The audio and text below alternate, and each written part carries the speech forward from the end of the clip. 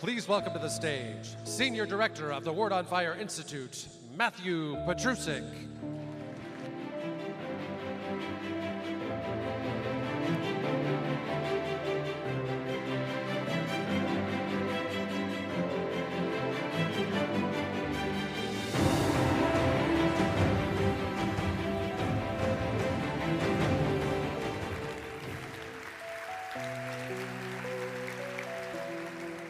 Welcome, welcome all to Wonder 2024. It is my great pleasure to be here with you. There's been so much preparation in putting together this space and putting together this marvelous video. Can we give it another round of applause?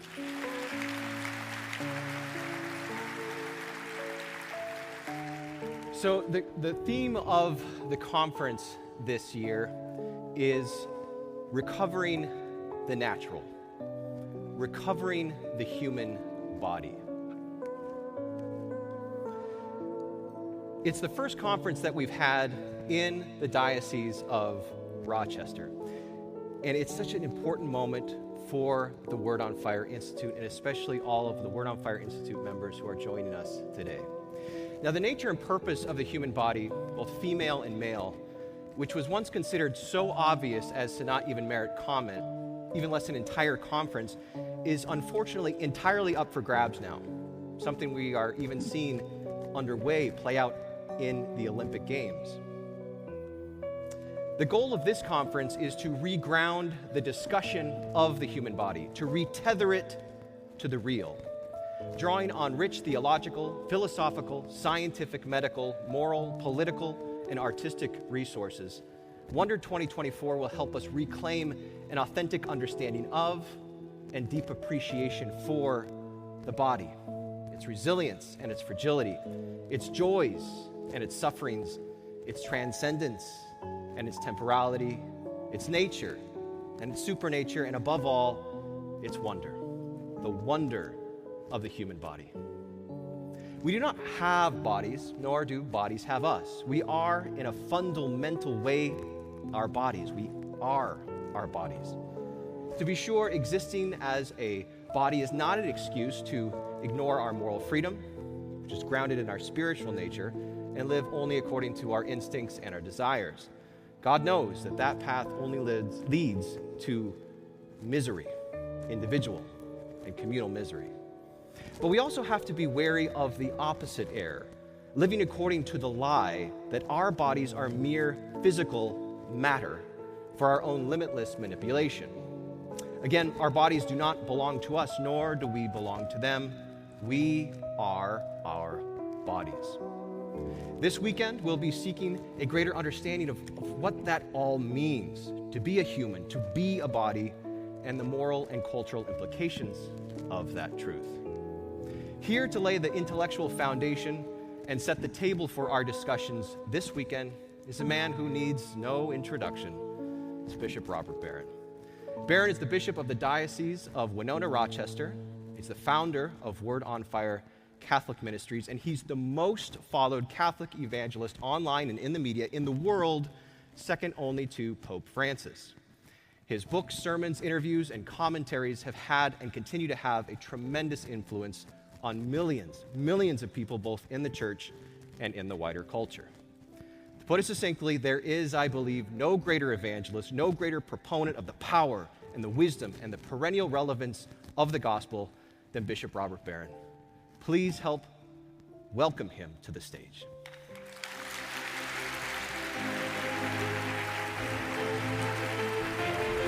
Thank you, Bishop.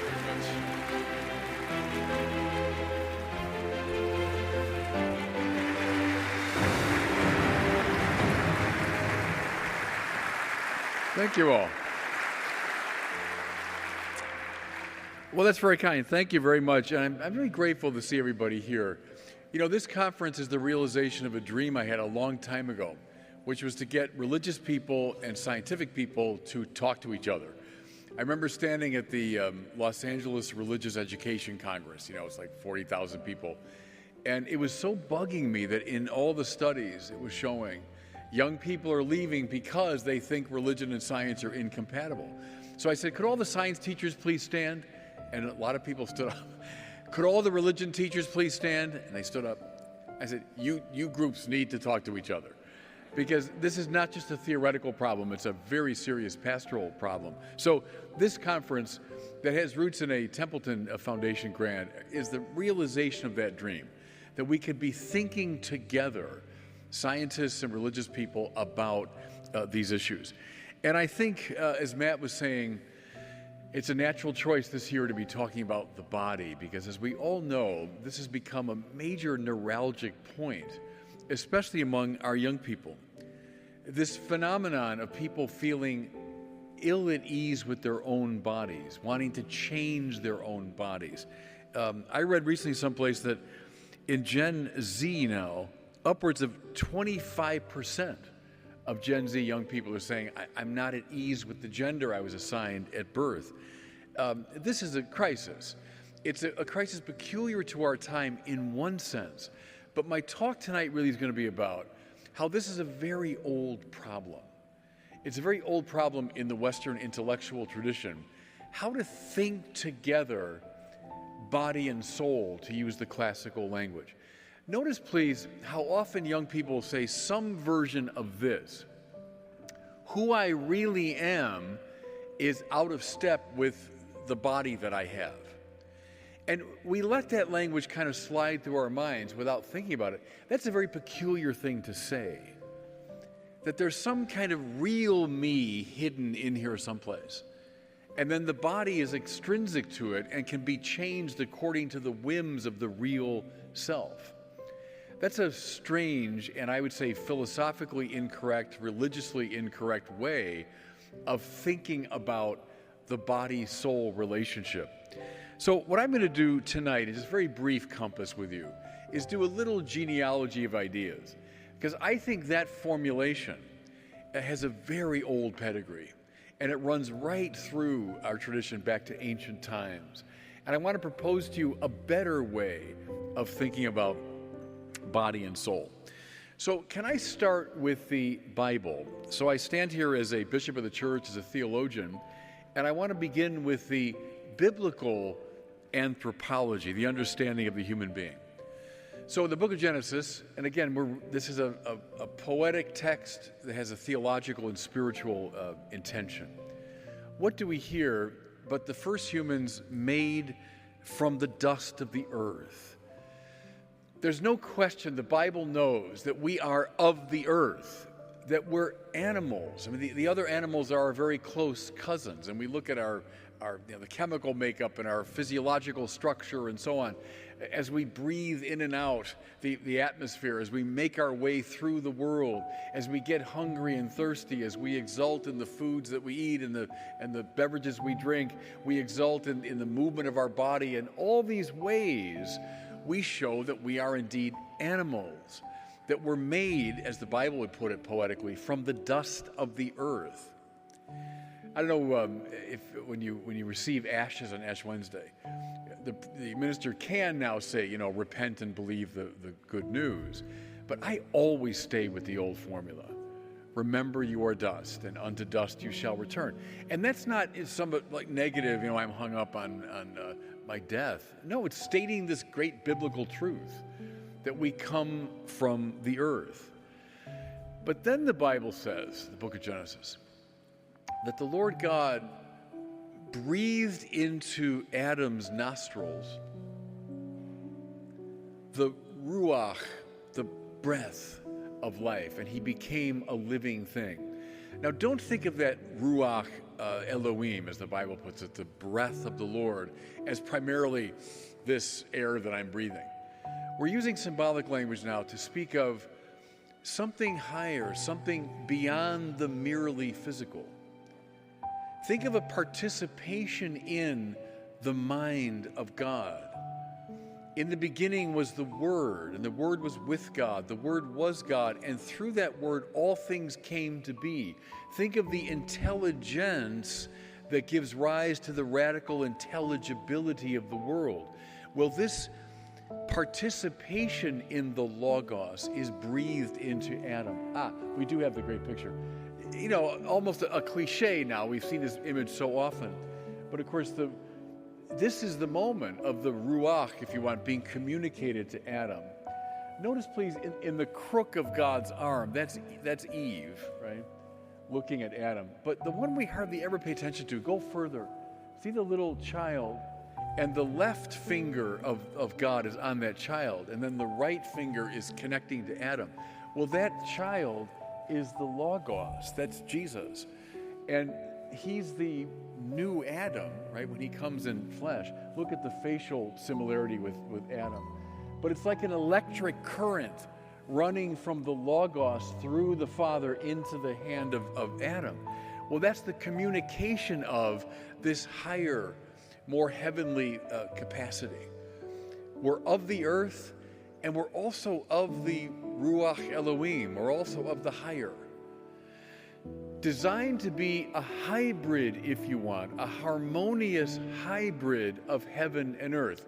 Another reason why the human being is seen in the Bible as a priestly figure. What do priests do? But they reconcile heaven and earth. They're bridge figures between these two worlds. You know, here's something too, you can't see it's so big, but recent Michelangelo commentary is noticing how all the drapery and so on, the clouds around the God the Father, looks like a cross-section of a brain. And of course, Michelangelo was doing dissection, we know that, so that's not impossible. And so the mind of God, the Logos, being communicated like an electric current into Adam. Well, that is a depiction of the creation of the human being, both of the earth and of a higher world. Now, stay with the biblical narrative just for a moment. What happens? Well, the fall. What's the fall but the falling out of right relationship to God? Sin. Our word sin from Sünde in German. Let's think of sundering. Think of a breaking of relationship to God. What does that cause? First, it causes a disintegration in us. And watch that all throughout the Bible. This falling apart of what was meant to be a unity. Well, one of those fallings apart is the falling apart of body and soul. There's now a disassociation between the two. Again, why, even today when a young person might say, look, the real me and my body, well, that is a very, very old problem that comes from the disintegration that happens because of the fall. Notice, I've talked about this a lot before, but one of the names for the devil in the Bible, right? Diabolos. Diabale means scattering, to scatter. Well, we become internally scattered, divided because of sin. You know, with the Sistine Chapel in mind, I think of Paul Tillich, the Protestant theologian. He said people admire these great athletic figures on the Sistine ceiling, but he said they're kind of twisting and turning, and there's like a struggle going on. Well, that's part of this biblical idea of body and soul at odds with each other. That's a result of the fall. One of the aspects of the healing that Jesus brings, so one of his basic names is healer, our word Savior comes from that, is he heals all these rifts, external and internal. I'll come back to that at the very end. So what I want to do is, in light of that fact, the fact of the fall, and this kind of dis-ease between body and soul, is to look a little bit at the intellectual tradition. Because I think there's a line that runs from Plato all the way to a young person today saying, I'm out of step with my own body. Beginning with Plato, obviously one of the consummate geniuses in our philosophical tradition, someone who's massively influenced the way we think about so many things. He wrestled with this problem of body and soul, and the way he resolved it has been extremely influential up to the present day. Go back to Plato's Republic and the great parable of the cave, right?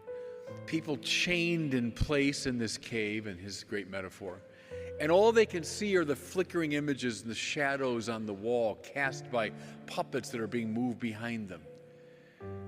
One of them manages to escape from this imprisonment and turn around and see what's happening, and then to make his way up out of the cave into the light of the real world.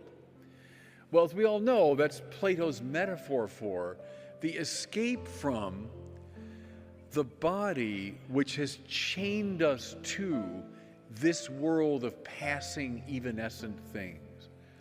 And it's true, isn't it? I mean, our bodies and our sensorium orient us to a world that's always in flux and always changing. Things come and go, they live and they die. Think even of the movement of time. There's this moment right now that we're sharing, and now it's over. It's in the past. This world is insubstantial, and our bodies tie us to it. How do we escape? By this great move of the mind, Plato thinks, where the mind is able to escape from the constraints of the body and move into this higher realm of the forms, right?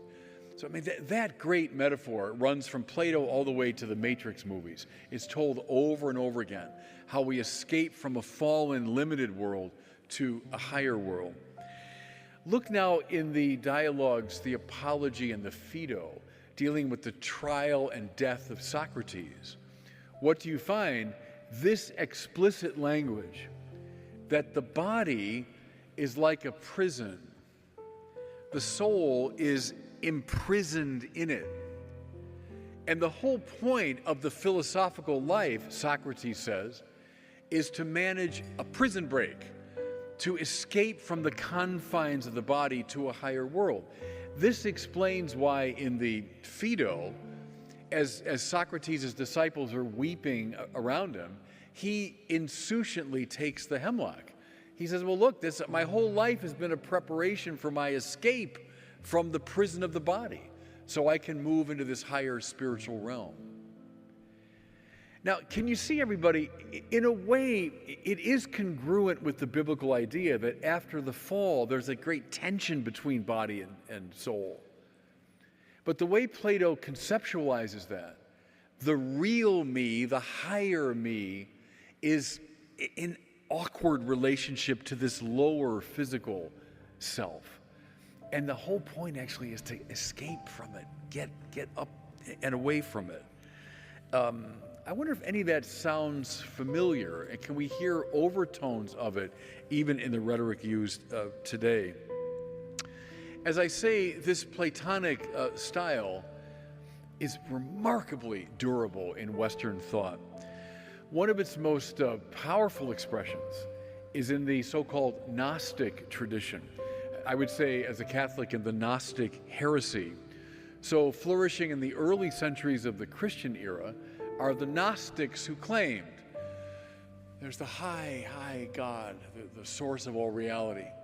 And then by a series of emanations, there's a declension from that high God, ever lower forms. Toward the bottom of it, there's this very fallen, compromised God who then gives rise to this material world. So the Gnostic vision is very negative on the world that we experience. Like Plato, they'd see it as a fallen, compromised place. In all of us, they would say, there's a spark of divinity, a kind of spark from a higher world. Think of that as the soul. And by a specialized gnosis or knowledge, hence the name, the Gnostics, by a specialized knowledge, I seek to escape from the confines of this fallen body and fallen world to return to the spiritual source.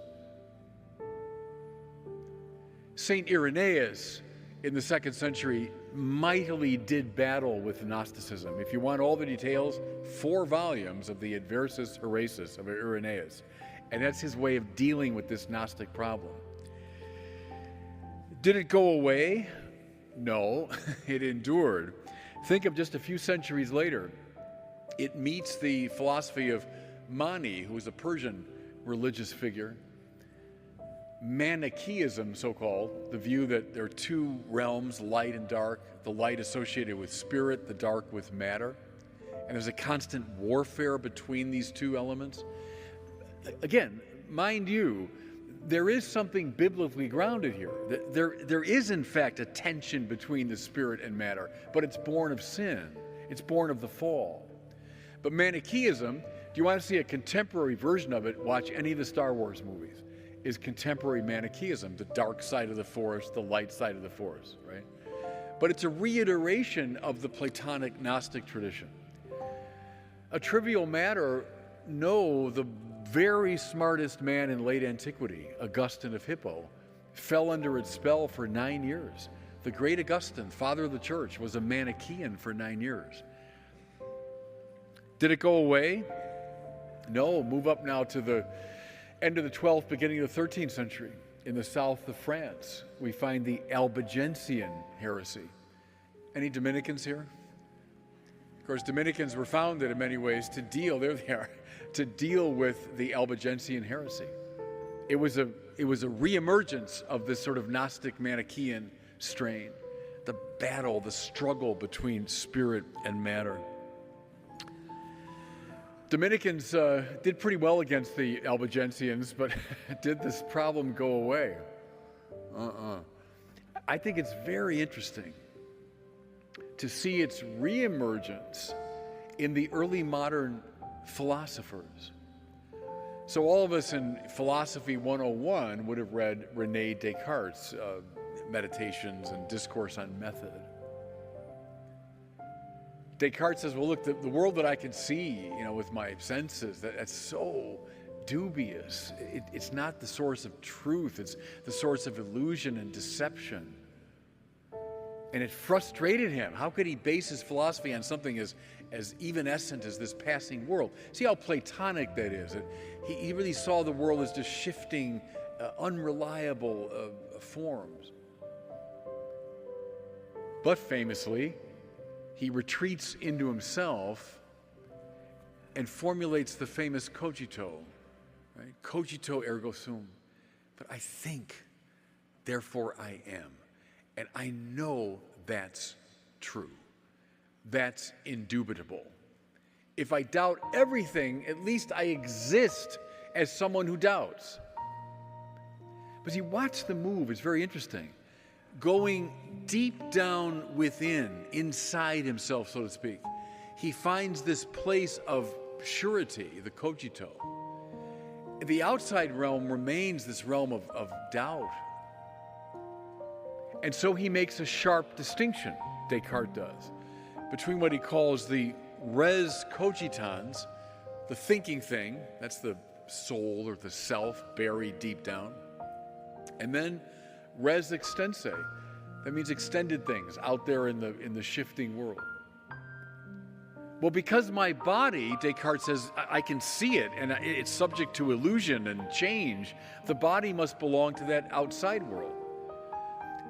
But the cogito, that belongs to the inner world. They're metaphysically distinct realms. Again, I would say born of the fall, but now philosophically expressed as a tension between body and soul.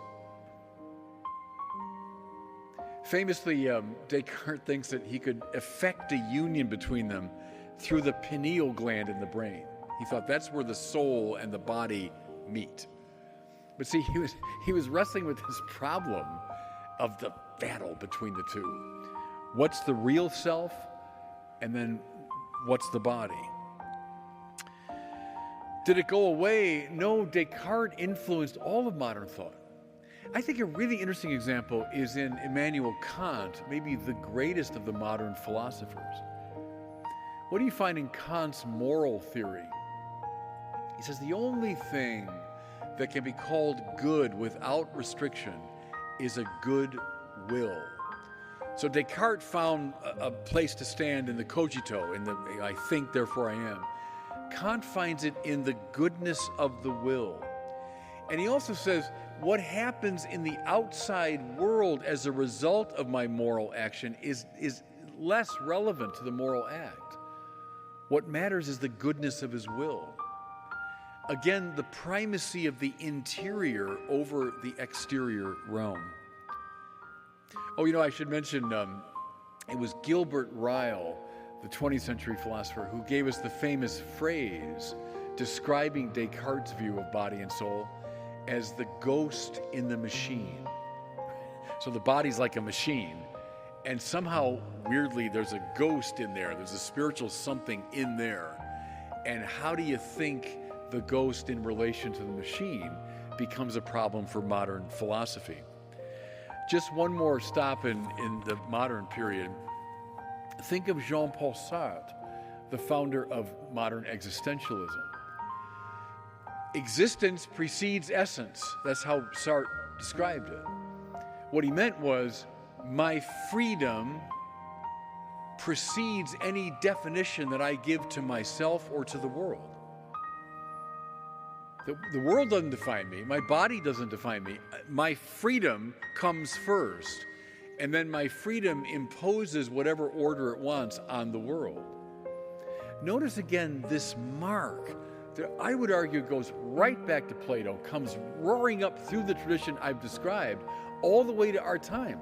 There's a deep hidden real me, and then there's this outside area that's awkwardly related to it. Whether it's ghost in the machine, prisoner in the prison, the freedom that comes first and then the world that gets defined. Can I suggest to everybody, what we hear when a young person says, the real me, that my real self is out of step with my body. My body doesn't correspond to who I really am. That young person is speaking out of this very long tradition, which I would characterize as a philosophical articulation of the problem bequeathed to us by the fall, by our loss of contact with God, which has led to this disintegration of body and soul. Okay, that's a very rapid little Plato to NATO, as they say, a little overview, but I think it is a recognizable strain in our thinking. And it's funny to me how we take so for granted that language. Oh yeah, your real self doesn't correspond to your body. But that's a very, very weird and peculiar way to talk. Now, what I want to do, don't worry, I won't go beyond 6:30, don't worry. We'll have dinner at 6:30. I want to propose very briefly an alternative view, which I think is more philosophically coherent and more in line with the biblical anthropology I was describing. And to do it, I'm going to go back. We did Plato to NATO. Let's go from NATO back to Plato, and to Plato's greatest disciple, namely Aristotle. Aristotle loved Plato and took in his thought in many ways, but he also was sharply critical of Plato, and in one area particularly here, I'd say, in this anthropology. Aristotle was never at home with the idea that the soul is somehow a prisoner stuck inside a prison. Rather, what does he say? He says the soul is the first principle of life in a living thing. That's a cool little definition. The soul, psyche he would have called it, becomes anima in Latin, soul in English, is the first principle of life in a living thing. It doesn't mean some spiritual thing stuck inside and imprisoned by the body. It's not a ghost in the machine by any means. It's the animating principle of a living thing. I mean, even as I say those words, I feel the health of that language, that it's just a much saner way to speak. It's the pattern, if you want, the principle, the energy. He'd be at home with that language of energeia, energy, that makes a living thing to be what it is. It's in line, of course, with Aristotle's idea of matter and form, right? So we're all made up of matter, these bodies, but bodies in a particular form or according to an organizing pattern, right? So it makes us what we are, is the organizing pattern that brings the matter of my body together as one. Well, the first principle of life, or the first energeia, energy of a living thing, we call a soul, which is why Aristotle felt that plants have souls. They're vegetative souls, the first principle of life in a plant, that which allows it to take in nutrition and to grow and so on and so forth. It's why he thought animals had a distinctive soul. He called it a sentient soul, enabling them to move about and to take in sense data and to organize it and so on. And we have a soul, a rational soul, that enables us to engage in intellectual acts and acts of will and freedom. Plato's view, prisoner inside the prison, leading to the ghost in the machine, leading, I think, ultimately to the real me versus my body, which has to be adjusted. Aristotle, the inseparable union of body and soul. And I would say, indeed, hearkening back, although not in his own mind, but hearkening back to the Genesis idea of dust and the Ruach Elohim coming together. Can I go now from Aristotle to my intellectual hero, to his greatest disciple within the church? I'm talking about Thomas Aquinas. So Thomas Aquinas, as you know, as a young man, is studying at the University of Naples. On the streets of Naples that time were the very, very new Dominicans, this new religious order of beggars, mendicants, decided to hand their lives over to God's providence. They would beg for their food, and they would preach on the streets. So unlike the Benedictines, who were sequestered in their monasteries, the Dominicans, like the Franciscans, were out in the world. Dominicans, the order of preachers. Well, young Thomas Aquinas is enamored of the Dominicans, and he joins this kind of revolutionary band of, I'd call them back to basics evangelicals, men of the gospel, of the Bible. And Thomas Aquinas is, above all, a man of the Bible. Now, at the same time, young Thomas Aquinas at the University of Naples falls under the influence of, and I say it proudly as an Irishman, Peter of Ireland. Peter of Ireland was one of the very few people in Europe at the time who was teaching Aristotle, because Aristotle's works were seen as suspect, and they were just making their way into the West. But one of these underground Aristotelians was Peter of Ireland, and to his classroom comes this young, brilliant kid, Thomas Aquinas. So he's a Dominican and he's an Aristotelian. I think he took in those two traditions in a very creative way. And what he liked about Aristotelian anthropology was it was closer to the biblical imagination. Because of Aristotle's reading of body and soul together so tightly, the first principle of life in a living thing, young Aquinas sees that not just as more coherent philosophy, he sees it as more in touch with the Bible. Here's a line now. I want this to be maybe burned into your minds for this weekend, as opposed to the who I really am is out of step with my body. Here's what I want you to keep in your mind. Aquinas says the link between soul and body is so tight that anima mea non sum ego. Latin for I am not my soul. It's interesting. Stay with me here, because I think it's a very telling distinction. I'm not my soul.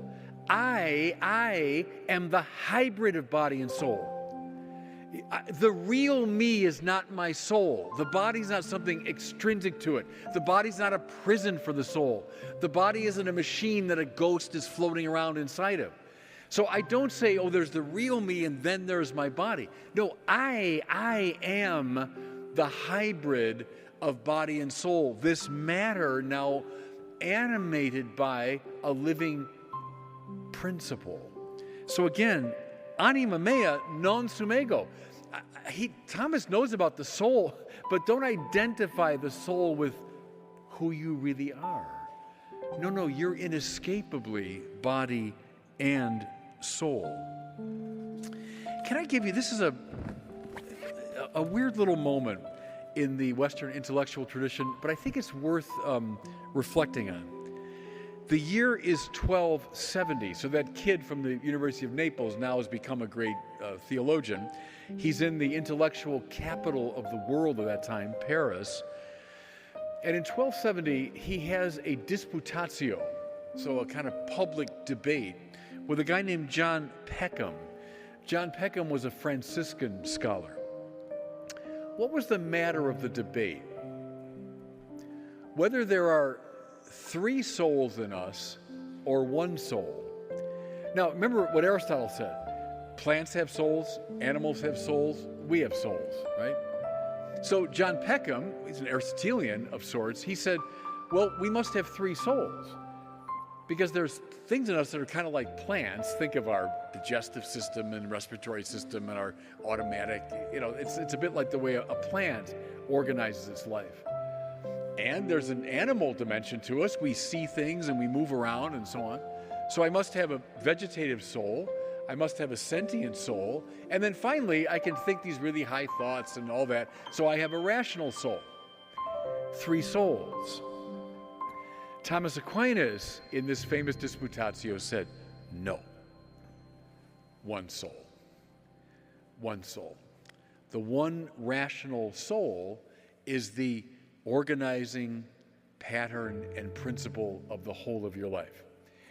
Now you say, okay, that's a bit of medieval hair splitting. Why does that matter? Well, here's why.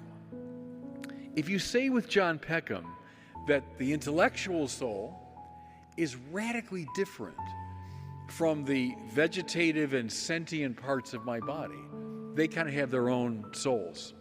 And then there's the rational soul. In that arrangement, it's far easier to say, oh, the real me, the rational soul, the real me, is different than the body. The body's got its own kind of thing going on. Thomas Aquinas roared, and it's a very interesting debate, the language used. Aquinas roars his disapproval of this. In insisting upon the unity of the soul, what was he saying? No. The body in all of its elements is patterned according to this one unifying principle. He was afraid that we'd split apart in that sort of Platonic manner if we start talking about 3 souls. The one soul animating the one body, making me who I am. See, that's what Aquinas took from both the Bible and Aristotle. Okay, let me bring it to a close with this.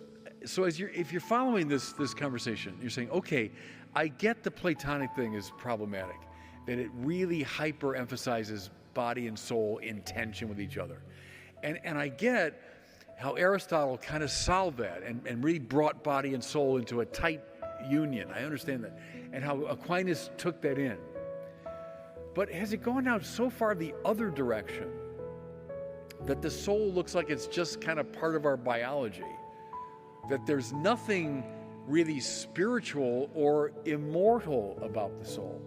And to be fair, I think Aristotle didn't believe the soul was immortal. He compared it to wax and the shape of wax. The shape doesn't mystically survive the dissolution of the wax. So, okay, has Aquinas solved the Platonic problem, but opened up another problem. Here's the answer. Aquinas believes in the immateriality of the soul. Why? Because the soul, in its intellectual capacity, unites itself to a sheerly immaterial reality, such as an abstraction, such as a mathematical formula, such as the patterns and forms that we can find in the intelligible world. When the mind knows not a particular human being, I can know you through my senses and my imagination, but when I know humanity, I've moved beyond anything particular or sensible. I've moved to the level of pure pattern. When I know not, oh, here I can count 7 things, but I know the number 7 in itself, I'm beyond the material world. Plato was right about that. I've moved to a higher realm. When I know the quadratic formula in itself as a pure pattern. So since the mind is capable of that, Thomas says the mind is, the soul rather, is essentially immaterial. Okay, you say, all right, I kind of get that, but aren't we back with Descartes' problem now? How does this immaterial thing relate to the matter of the body? How can we talk about this intimate union? Here's Aquinas. Don't think of matter and spirit as like two things existing within the same context. There's these kind of substantive things we call matter, and then these kind of ghostly things we call spirit. Think of it rather this way. What we call the spiritual or the immaterial is at a higher dimension of existence. It's at a higher pitch of existence. Let me give an example from math and geometry. Think of a point. It's like a one-dimensional point. Now think of a line, right? 2 dimensions. How many points can be contained in the line? Well, an infinite number of points. Because the line is, as it were, above the point. Now think of the line, and we're going to draw, or like a square, we'll make it a cube. We go from 2 dimensions to 3 dimensions. How many squares can fit inside the cube? Well, an infinite number. The cube contains what's at a lower dimension. Does that make sense?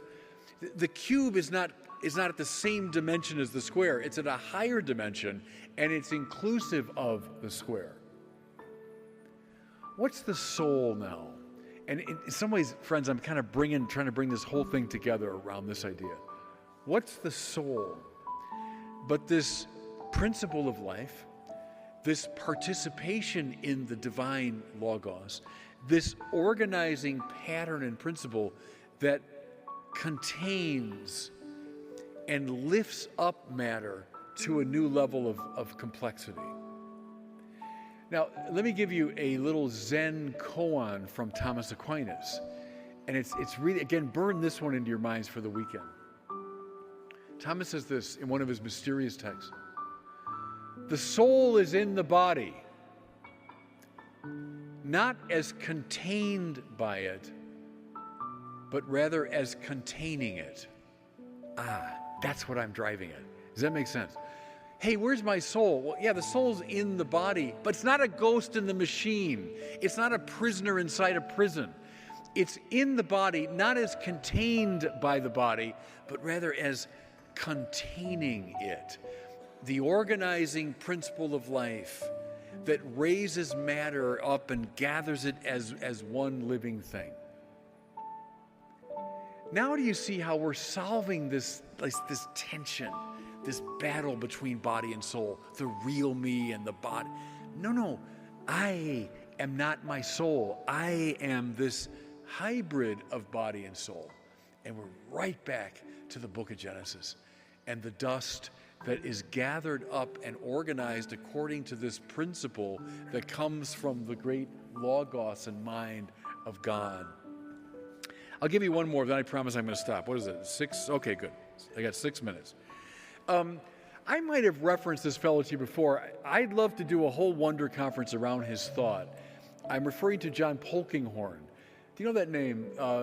He died just a few years ago now. John Polkinghorne was a Cambridge particle physicist. So he was a scientist at the highest level of the academic world. About midlife, he becomes a priest, an Anglican priest, and then proceeded to write, I think, some of the best books on religion and science. Here's Polkinghorne's version of exactly what I've been talking about. I'll do it in terms of my own life, might be a little clearer. Think of, if I showed you a picture of my first communion, 7-year-old Bobby Barron, and this little kid in a white suit and a shock of blonde hair. And I remember that day very well. Oh yeah, I received First Communion. I remember that day. Now fast forward to when I was 26, I'm ordained to the priesthood. And I remember that day very well. I was ordained to the priesthood, the same I standing before you now. But John Polkinghorne would insist, there's not one single cell of the body of that little kid or of that 26-year-old that's now before you, right? Every single cell of the body of that kid has been replaced. In fact, many times over, right? So why in the world do I feel the same? Why would I confidently say, oh yeah, there I am back in 1960, whatever it was. Oh, and there I was in 1986, and here I am now. Why do I say that? Polkinghorne's answer was, and he goes right back to Aristotle, the form, the organizing pattern. The pattern remains the same, even as the matter has changed dramatically over those decades. The form, the pattern, the organizing principle, the first principle of life. The soul that's not in the body, but rather contains the body. And then Polkinghorne speculates. When Paul talks about a spiritual body, remember in those mysterious texts, a soma pneumatikos, right? A spiritual body. What does he mean? God, who grounds and knows the pattern of my life and your life, knows this organizing form and principle, can now use it to animate and to elevate a new matter, this spiritual body. In continuity, sure, just as the body of that little kid and the body of that 26-year-old are in continuity with me, even though the cells have all changed. Might we hope for this spiritual body will receive according to the same animating principle? Anyway, I think he's a good example of what Aquinas means when talking about the body-soul relationship. So, just contrast this entire weekend, the real me that's out of step with my body, and Aquinas, anima mea non sum ego. I am not my soul. I'm this hybrid of body and soul. And then one last thing, just a biblical image. We start with Genesis. In the Gospel of Mark, so the first of the Gospels, the account of Jesus in the desert, the temptation, you don't have all the details you find in Matthew and Luke of the temptations. Here's what you find. Listen. He was in the wilderness 40 days, tempted by Satan, and he was with the wild beasts, and the angels waited on him. That's the description. Hold that picture in your mind. Jesus. There he is, right? The Logos. There's this power going into Adam. He's the new Adam. He's the one who reestablishes the connection between heaven and earth. He's the high priest. Therefore, he's the one, Salvator, Savior, who heals the division between body and soul. What do you see in this beautiful Markan sort of icon? Jesus in the desert. The animals are around him. Yeah, the dust of the earth, the animal realm, our bodies, yes. And the angels waited on him. He stands as the bridge between heaven and earth. We're all called now to participate in Christ, to be healed by him, to find in him the unity of body and soul. I hope that image, everybody, kind of stays clearly in your hearts and minds this weekend. And God bless you all. Good talking to you tonight. Thank you.